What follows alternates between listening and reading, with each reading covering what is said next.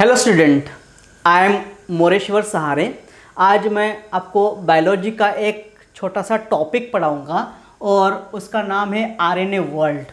RNA क्या होते हैं, ठीक है। आरएनए जानने से पहले आपको डीएनए के बारे में पता होना चाहिए, ठीक है। इसके प्रीवियस लेक्चर में मैंने डीएनए के बारे में बता चुका हूँ, डीएनए कैसा होता है। डीएनए और आरएनए बेटा ये दो न्यूक्लिक एसिड्स है। देखो मैं वर्ड बोला nucleic acids, okay. There are two types of nucleic acids. There are two types of nucleic acid. दो प्रकार के न्यूक्लिक एसिड्स होते हैं और वो दो न्यूक्लिक एसिड जो होते हैं वो दो न्यूक्लिक एसिड सबसे पहला यहाँ पर हम डिस्कस करने वाले आज, दैट इज आरएनए, और दूसरा न्यूक्लिक एसिड्स होता है बेटा वो है डीएनए। आरएनए का लॉन्ग फॉर्म बोलेंगे हम राइबोज न्यूक्लिक एसिड, और दूसरा होता है बेटा डीएनए मतलब डीऑक्सी। देखो यहाँ पर deoxy ribose nucleic acid, okay. बात को समझो, यहां पर क्या बोल रहा है, आरएनए राइबोज न्यूक्लिक एसिड, मतलब राइबोज का मतलब राइबोज शुगर, ठीक है। डीएनए डीऑक्सी राइबोज शुगर, ये एक प्रकार का बायोमॉलिक्यूल है, ठीक है। एक कार्बोहाइड्रेट है राइबोज शुगर। तो यहां पर राइबोज शुगर कौन सा यूज हुआ है, पेंटोज शुगर मतलब 5 कार्बन वाला, 5 कार्बन वाला। तो ईच कार्बन में ऑक्सीजन ग्रुप रहेगा, हाइड्रोजन ग्रुप रहेगा, ठीक है, ईच कार्बन में। तो यहां पर आरएनए की अगर बात करते हैं, राइबोज न्यूक्लिक एसिड की अगर बात करते हैं, तो 5 कार्बन में 5 ऑक्सीजन ग्रुप अटैच रहेंगे। लेकिन यहां पर यही डिफरेंस है, यही बच्चे कंफ्यूज होते हैं। यहां पर हम बोला डीऑक्सी, डी मतलब डिफिशिएंट, ऑक्सी एक ऑक्सीजन ग्रुप एब्सेंट होगा, मतलब यहां पर भी राइबोज शुगर है लेकिन एक ऑक्सीजन ग्रुप यहां पर एब्सेंट रहेगा, इसलिए उसको डीऑक्सी राइबोज न्यूक्लिक एसिड। दोनों भी न्यूक्लिक एसिड्स हैं। अभी न्यूक्लिक एसिड ये नाम कैसे आया, न्यूक्लिक एसिड, फ्रेडरिक मैचर नाम के साइंटिस्ट थे, अपने लेबोरेटरी में वर्क कर रहे थे, ठीक है। 1869 में फ्रेडरिक मैचर नाम के साइंटिस्ट, उन्होंने पस सेल में से डेड सेल निकाले। पस सेल होता है ना, पस, जैसे कि यहाँ पर फोड़ा आ गया तो फोड़ा आने के बाद वह पस भर जाता है, वो पस को फोड़ के वहाँ से सेल निकाले। वहाँ पर सेल होते हैं बेटा डेड सेल बोलते हैं। वो डेड सेल को निकाले ऐसे ही, चलो देखते हैं क्या है इसमें। डेड सेल को निकाल के वहाँ पर लेबोरेटरी में माइक्रोस्कोप में उन्होंने ऑब्जर्व किया कि ऐसा कुछ सेल दिखा उनको, ऐसा सेल दिखा है डेड सेल, और इस डेड सेल के अंदर एक न्यूक्लियस दिखा, ठीक है। और इस न्यूक्लियस के अंदर और गहराई से देख रहे थे वो, यहाँ पर कुछ मटेरियल दिखे, मटेरियल्स। तो इस मटेरियल का नेचर उन्होंने देखा, केमिकल नेचर, और वो था एसिडिक नेचर था। कैसा था, एसिडिक नेचर था, एसिडिक। तो फ्रेडरिक मैचर बोले कि सेल के न्यूक्लियस में, उन्होंने न्यूक्लियस नहीं बोला, न्यूक्लियन, सेल के न्यूक्लियन में जो एसिडिक कंस्टिट्यूएंट मिला है उसको उन्होंने नाम दिया न्यूक्लिक एसिड। न्यूक्लिक मतलब न्यूक्लियस में मिलने वाले acidic nature, acidic structure, that is a nucleic acid. बहुत ज़्यादा सोचने की जरूरत नहीं है। न्यूक्लिक मतलब न्यूक्लियस में मिलने वाले acidic structure, that is called nucleic acid. और उनको 2 न्यूक्लिक एसिड मिले, और वो 2 न्यूक्लिक एसिड मतलब कौन से, आरएनए एंड डीएनए, ये 2 न्यूक्लिक एसिड उन्होंने मिले, ठीक है। तो यहाँ पर हम ये डिस्क्राइब करने वाले हैं कि आरएनए क्या होता है। डीएनए के बारे में मैं डिस्क्राइब किया, हमारे बच्चों को सब डीएनए के बारे में पता है, डीएनए का स्केलेटन कैसा होता है, उसमें बॉन्ड कैसे होते हैं, सारे स्ट्रक्चर्स मैंने डिस्क्राइब किया है। अभी मुझे डिस्क्राइब करना है आरएनए क्या होता है, ठीक है। तो हम अभी मूव होंगे आरएनए की तरफ। दिस इज द बेसिक, ये बेसिक है न्यूक्लिक एसिड के बारे में, ये मुझे बताना जरूरी था। ठीक है, नाउ आरएनए का long form ribose nucleic acid है, और ये जो आरएनए होते हैं मेन बेसिकली दो टाइप के होते हैं। Okay, basically there are the two types of the RNA. One is that genetic RNA, genetic RNA, देखो सिंपल, बिल्कुल बिल्कुल गहरा से सोचना यहाँ पर। आरएनए कौन सा है बेटा? जेनेटिक आरएनए, और दूसरा आरएनए होता है is called as non genetic RNA, non genetic RNA. ऐसे दो प्रकार के आरएनए हैं। ठीक है, जेनेटिक आरएनए ऐसे आरएनए होते हैं they transfer the character from parent to offspring, मतलब जेनेटिक का काम करता है, ये कैरेक्टर को ट्रांसमिट करने का काम करता है। Okay, the RNA which transfer, क्या ट्रांसफर करेंगे? ट्रांसफर द पेरेंटल कैरेक्टर, देखो पेरेंटल कैरेक्टर टू ऑफस्प्रिंग। ठीक है, देखो ऐसे आरएनए जो क्या करते हैं? पेरेंटल कैरेक्टर ट्रांसमिट करते हैं, ऐसे आरएनए को जेनेटिक आरएनए का, मतलब जेनेटिक मटेरियल का काम करते हैं। वो जो भी इंफॉर्मेशन होता है वो इंफॉर्मेशन दूसरे अपने ऑफस्प्रिंग में ट्रांसमिट करने का काम इसका काम होता है। नॉन जेनेटिक मतलब those RNA do not transfer the genetic material. Okay, do not transfer the genetic characters। Okay, character transfer नहीं करता, डू नॉट, याद देखो बोला do not transfer the genetic characters, character transmit नहीं करने वाला। Okay, from parents to offsprings, ऐसे RNA जो पेरेंट्स के कैरेक्टर ऑफस्प्रिंग में नहीं पहुंचाएगा, तो ऐसे आरएनए को हम नॉन जेनेटिक आरएनए बोलेंगे। तो ये काम क्या करते फिर? Non genetic RNA, okay, they perform the function of, they perform the function of, what the function of protein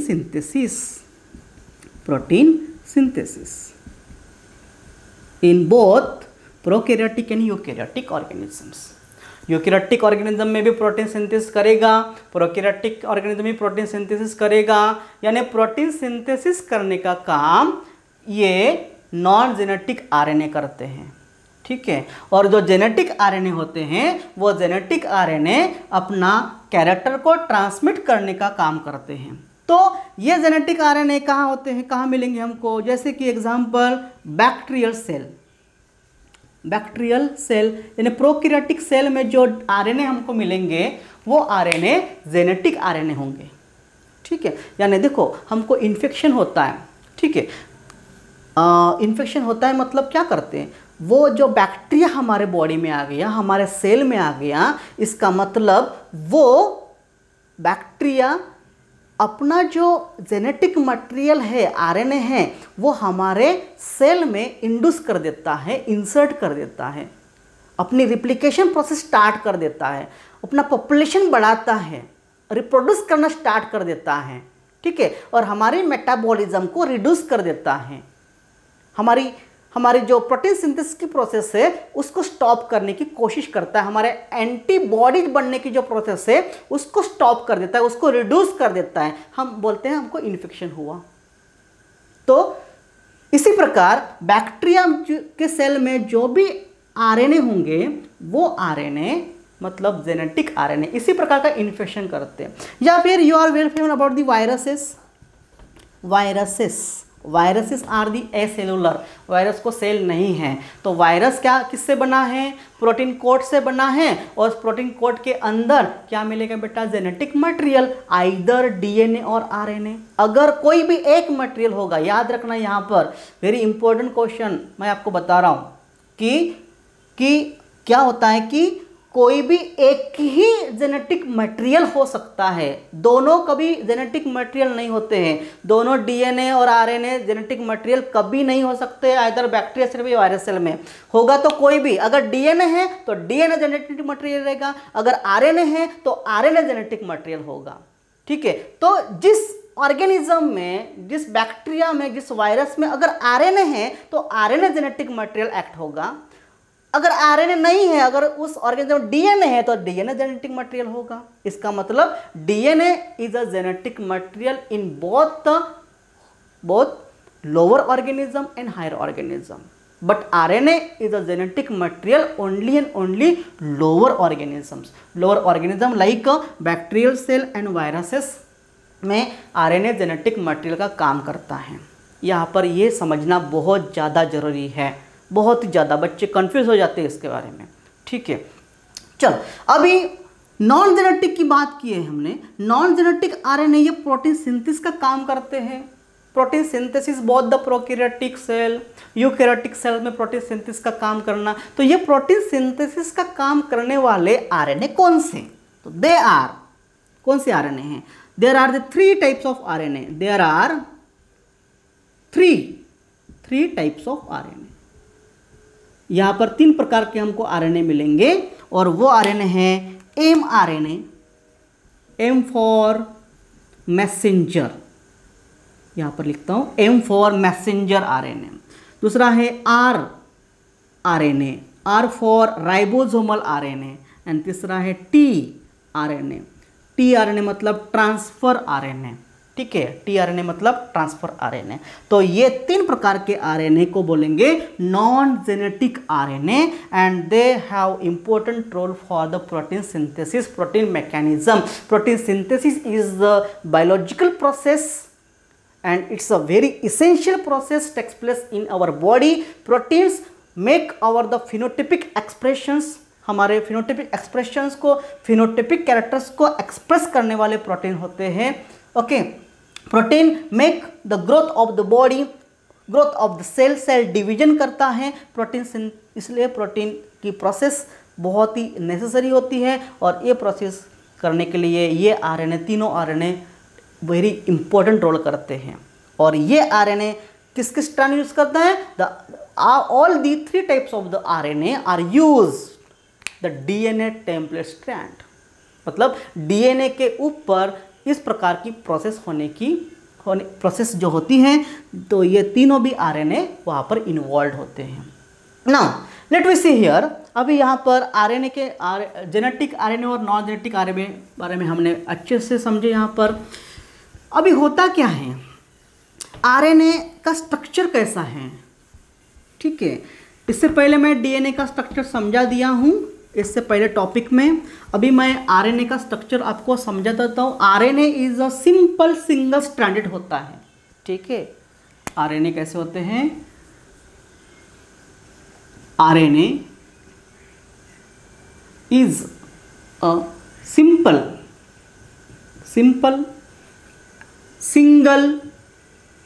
single stranded, simple होता है ये, मतलब बहुत ही कॉम्प्लिकेट स्ट्रक्चर नहीं होता, सिंगल स्ट्रैंडेड है। ठीक है, एक ही स्ट्रैंड का बना होता है। ठीक है, आरएनए जो होते हैं फाउंड इन, ये कहाँ मिलते हैं हमको? Found in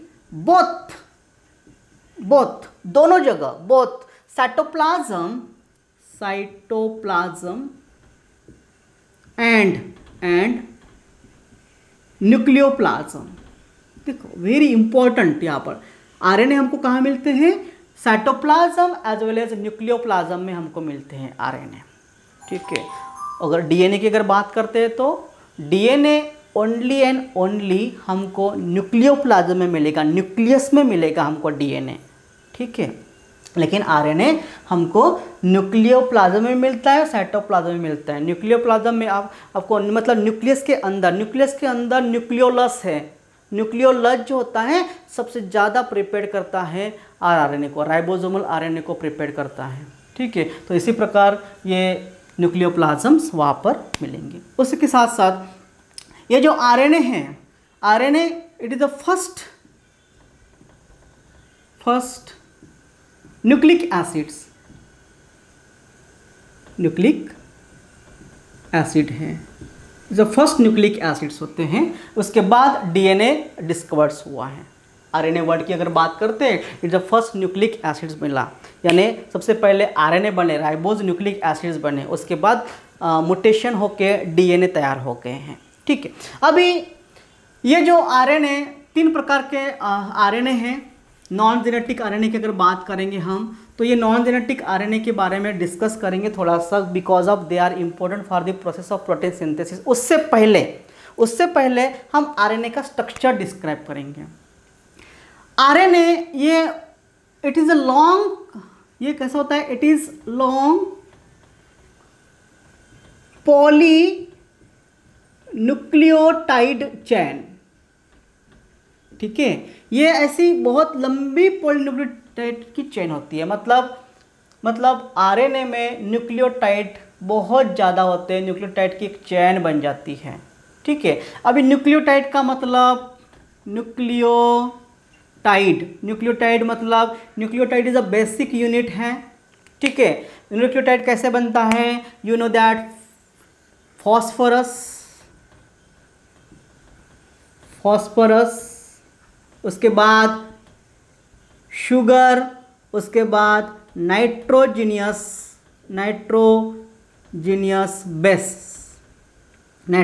bases, phosphorus, sugar, nitrogen bases. Phosphorus कहाँ से आएगा, फॉस्फोरिक एसिड, इसका डेरिवेटिव फॉस्फोरिक एसिड। ठीक है, फॉस्फोरिक एसिड से आया। शुगर कौन सा होता है, पेंटोज शुगर है यहाँ पर। ठीक है, और nitrogen bases you know very well, there are the 2 type of nitrogen bases यहाँ पर, प्यूरिन एंड पैरामिडिन।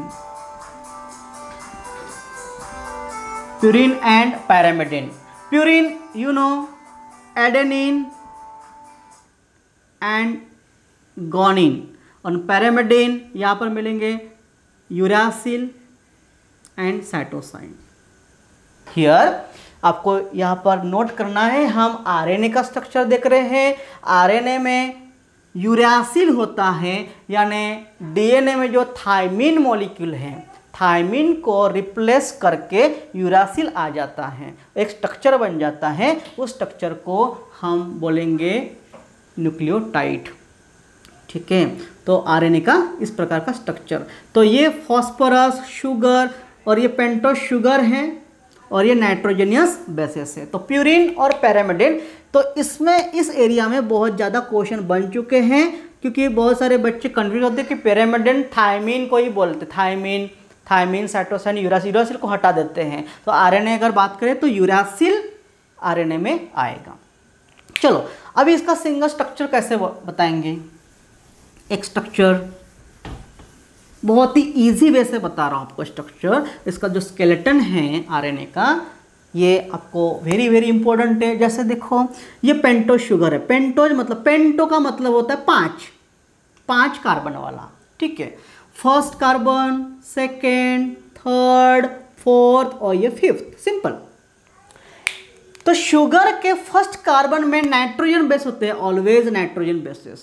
और नाइट्रोजन बेस अगर ये हम ए लिखा, ए फॉर एडेनाइन, और शुगर के 5वें कार्बन में होता है अटैच फॉस्फोरस। ठीक है, now you know very well the bond present between the nitrogenous bases and first carbon of sugar is called as glycosidic bond. यहाँ पर हमको मिलता है glycosidic bond. What is glycosidic bond? The bond present between, very very important, the bond present between the first carbon of sugar and nitrogenous base, उसको glycosidic bond बनेंगे। और यहाँ पर शुगर और फॉस्फेट के बीच में जो बॉन्ड है, the bond present between sugar and phosphate bond is called sugar phosphate bond. यहाँ पर है sugar phosphate bond, simple, sugar और फॉस्फेट का बॉन्ड। उसके बाद यहाँ पर मैं और एक स्ट्रक्चर, एक न्यूक्लियोटाइड ड्रॉ करता हूँ। ये न्यूक्लियोटाइड है, एडेनिन हो गया, यहाँ पर मैं लिखता हूँ गोनिन, यहाँ पर फॉस्फोरस, और एक न्यूक्लियोटाइड, ऐसे बहुत सारे न्यूक्लियोटाइड्स एक दूसरे में कनेक्ट रहेंगे। यहाँ पर लिखता हूँ मैं यूरासिल, फॉस्फोरस, ठीक है। और एक न्यूक्लियोटाइड बनाता हूँ मैं यहाँ पर न्यूक्लियोटाइड, यहाँ पर मानते हैं साइटोसाइन, फॉस्फोरस, ठीक है। तो many nucleotides are arrange in this manner, बहुत ज़्यादा न्यूक्लियोटाइड्स इस प्रकार के अरेंज रहेंगे। और one nucleotide is attach to the another nucleotide by यहाँ पर ये जो बॉन्ड होगा इसी प्रकार का, ये इसके बीच में बॉन्ड होता है। तो this is called phosphodiester bond. What the name?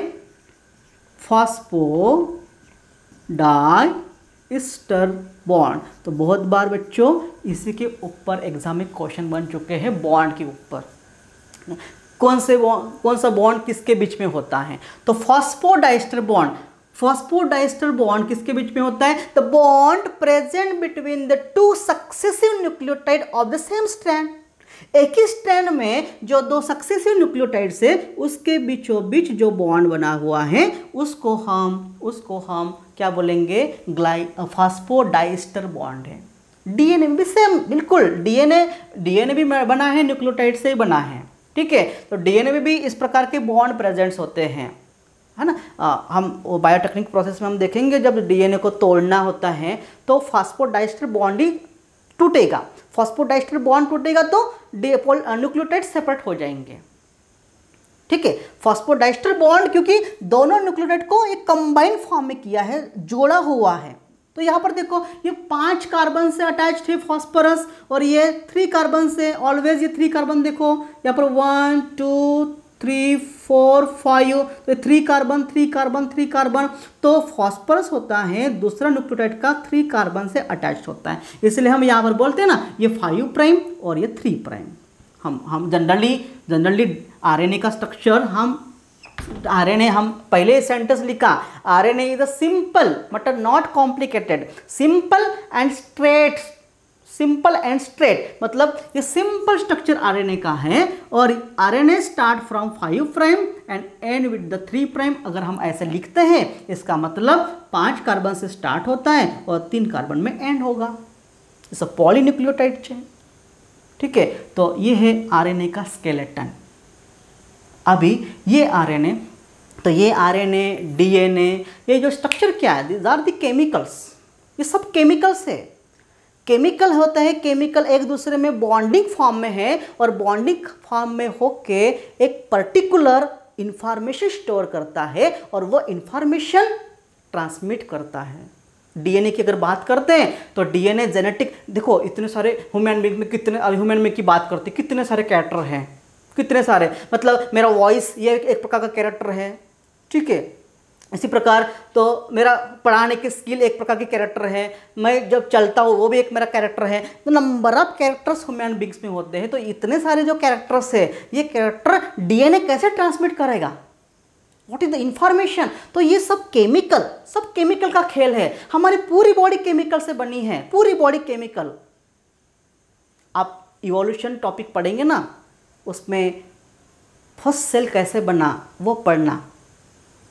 तो पहला सेल जो समुंदर के पानी में बना था वो केमिकल का एग्रीगेशन से बना था, केमिकल सूप बोलते हैं उसको। केमिकल के एग्रीगेशन, बहुत सारे केमिकल एक साथ आते हैं। न्यूक्लियोटाइड मतलब फॉस्फोरस, शुगर और नाइट्रोजन बेसेस सबसे पहले तैयार हो गए। वो तैयार होने के लिए बहुत साल लगे, लाखों साल लगे वो तैयार होने के लिए। वो तैयार होने के बाद धीरे धीरे केमिकल रिएक्शन हो गई। वो एक दूसरे में ये केमिकल जुड़ने लगे। ये केमिकल जुड़ने के बाद इस प्रकार का स्ट्रक्चर बना, आरएनए बना, डीएनए बना। उसमें फिर उस केमिकल में चेंजेस आ गए, केमिकल रिएक्शन हो गई। ये सारी चीज़ मतलब क्या है? केमिकल रिएक्शन हो गई और वो केमिकल रिएक्शन तैयार होके उसमें इंफॉर्मेशन स्टोर हो गई। और वही डीएनए का जो स्ट्रक्चर है, उस डीएनए में इंफॉर्मेशन होती है पूरे कैरेक्टर्स की, और वो information parent to offspring transmit करते हैं। यानी बहुत अचंभा लगता है ना कि मतलब एक पेरेंट के जो कैरेक्टर है बच्चे में आते हैं, हम बोलते हैं कि कैसा बच्चे बिल्कुल पप्पा जैसे हंसता है, पप्पा जैसे चलता है, मम्मी जैसे दिखता है, मम्मी जैसे कान है। क्यों? व्हाट इज दिस, है ना? Only an DNA. तो डीएनए क्या है? ऐसा कुछ मतलब ये तो नहीं है रिमोट कंट्रोल, ऐसा कुछ बना तो नहीं है। केमिकल है, केमिकल ये स्टोरेज इंफॉर्मेशंस होती है उसमें, वो इंफॉर्मेशन ट्रांसमिट्स होती है। तो ऐसा ये बहुत ही मतलब biology is one of the एक प्रकार का ये क्या बोलते, एक मिरेकल ही बोलेंगे हम इसको। एक मिरेकल हो रहा है, मिरेकल मतलब साइंस, है ना? तो एक मिरेकल जैसा स्ट्रक्चर हो रहा है। तो ऐसा ये आरएनए का स्ट्रक्चर्स बना, और आरएनए का स्ट्रक्चर इस प्रकार के केमिकल एक साथ बॉन्डिंग होके ये बना है। चलो अभी बिल्कुल शॉर्ट बट स्वीट में बताता हूँ आपको 3 प्रकार के जो आरएनए किस प्रकार बनते हैं।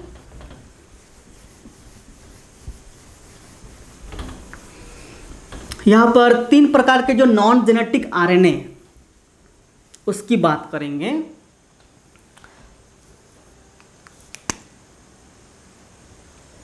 नॉन जेनेटिक आरएनए जो प्रोटीन सिंथेसिस के लिए रिस्पॉन्सिबल है। एक होता है एमआरएनए, मैसेंजर आरएनए, दूसरा होता है आरआरएनए, राइबोसोमल आरएनए बोलेंगे इसको, तीसरा होता है टीआरएनए यानी ट्रांसफर आरएनए। ठीक है, तो मैसेंजर मतलब क्या करेगा? ये बिल्कुल मैसेज करेगा। ओके, मैसेज मतलब दे having a information to carry the message from DNA to ribosomes, okay, during the time of protein synthesis। यानी DNA से लेके राइबोसोम को, है ना, एक स्पेसिफिक कोडन का मैसेज पहुंचाएगा प्रोटीन सिंथेसिस करते टाइम। मतलब मैसेज पहुंचाता है मतलब क्या करता है? एक केमिकल रिएक्शन ही हो रही वहाँ पर। ठीक है, तो ये जो mRNA है बिल्कुल सिंपल है, नॉट कॉम्प्लिकेटेड, सिंपल स्ट्रैंड है इसका, स्ट्रेट है, बिल्कुल स्ट्रेट होगा ये। मतलब इसमें लूपिंग फॉर्मेशंस नहीं होता है, लूप फॉर्मेशंस नहीं होंगे। ओके, स्टार्ट कहाँ से होते बेटा? 5 प्राइम, अभी बात की हमने 5 प्राइम क्या होता है, और एंड विथ 3 प्राइम, 3 प्राइम से एंड होते हैं। स्टार्ट विथ 5 प्राइम, 3 प्राइम से एंड होते हैं। ये जो mRNA है टोटल सेलुलर साइटोप्लाज्म में ये ओनली 3 to 5% हमको मिलेंगे। टोटल सेलुलर साइटोप्लाज्म में हमको ये आरएनए बहुत ही कम क्वांटिटी मिलते हैं, 3 to 5%। इसका अगर मॉलिक्यूलर वेट की अगर बात करते हैं, मॉलिक्यूलर वेट का बात करते हैं तो 5 लाख डाल्टन होता है। Okay, 5 lakh Dalton molecular weight की अगर बात करते हैं 5 लाख डाल्टन होगा। चलो इसकी अगर बात करेंगे इसका स्ट्रक्चर की, यहाँ पर एक स्ट्रक्चर मैं आपको दिखाऊंगा इसका। This is simple strand, start with the 5 prime and and with the 3 prime. ठीक है, यहाँ पर इस स्ट्रैंड के ऊपर बहुत सारे न्यूक्लियोटाइड का अरेंजमेंट होता है। Okay, the arrangement of this nucleotide is called as codon. तो व्हाट इज कोडॉन? कोडॉन ये वर्ड याद रखना, यानी mRNA के ऊपर कोडॉन्स होते हैं। Okay, the sequence of 3 nucleotide, देखो डेफिनेशन कैसे बोलेंगे, सीक्वेंस ऑफ 3 न्यूक्लियोटाइड। कोडॉन जो होते हैं, कोडॉन कॉमालेस होते हैं। कॉमालेस मतलब अरेंजमेंट होता है, इसका कंटिन्यूस अरेंजमेंट होता है कोडॉन्स का। ठीक है, न्यूक्लियोटाइड से कंटिन्यूस अरेंजमेंट है, ये सब न्यूक्लियोटाइड से है।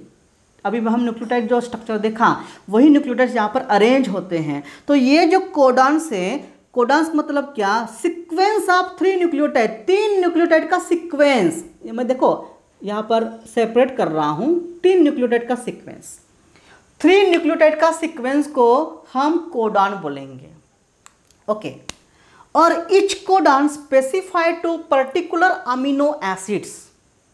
हर एक कोडॉन, देखो ये कोडॉन है, ये दूसरा कोडॉन, तीसरा कोडॉन, चौथा कोडॉन, 5वां कोडॉन, ऐसे बहुत सारे कोडॉन्स रहेंगे। तो each codon specified to particular amino acids, कुछ पर्टिकुलर अमीनो एसिड को स्पेसिफाई करते हैं, उसको बोलेंगे mRNA language. Okay, what is mRNA language? देखो एग्जामिनेशन पॉइंट ऑफ व्यू हम देखेंगे बेटा, व्हाट इज mRNA लैंग्वेज या फिर cryptogram. Okay, the sequence of 3 nucleotides उसको बोलेंगे codon, and each codon specified to particular amino acids उसको बोलेंगे mRNA लैंग्वेज या फिर क्रिप्टोग्राम।